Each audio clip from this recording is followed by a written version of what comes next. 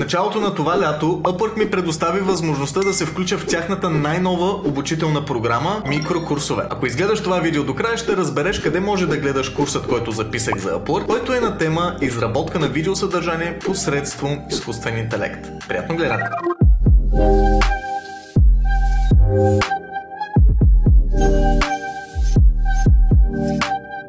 Ако ти попадаш за първи път на този канал, аз се казвам Станислав Славев и съм основател на AsumFree. Първото място в България, което развива фрилансъри. Разгледайте и другите ни видеа, сигурен съм, че ще ви допаднат. Без да губим много време, насочваме се към моя десктоп, за да ти покажа къде се намира курсът. Вече се намираме в началната страница на Upwork, откъдето ще ви преведа към секцията за обучение. За целта е необходимо всъщност да отидем в Community секцията на Upwork, която може да направим от въпросителният знак горе в дясно. След това отиваме на Community Forums и ни препраща към нея секция. Най-горе може да намерим бързи връзки към различни секции на Community в Upwork, като в Academy секцията можем да намерим въпросните мини courses. Отивайки тук и скролвайки по-надолу, всъщност можем да видим различните теми и различните автори на курсове, като моят курс мисля, че е един от първите публикувани.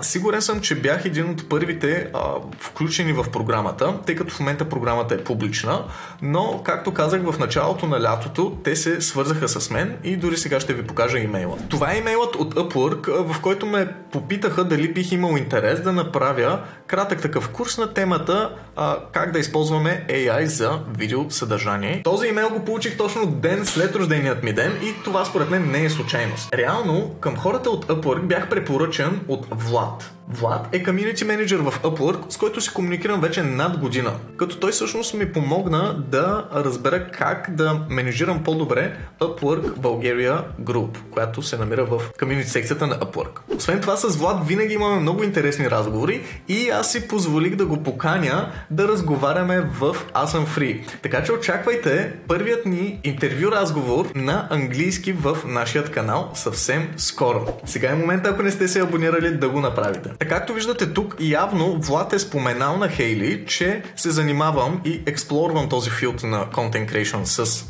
изкуствен интелект и следователно тя прояви интерес да се свърже с мен и да бъде един от първите, които са направили такъв микрокурс в платформата. Връщайки се обратно към секцията с курсовете, може да видите тъмбнейла на моят курс, който е AI Generated Video Content и като влезем вътре можем да разгледаме цялото съдържание.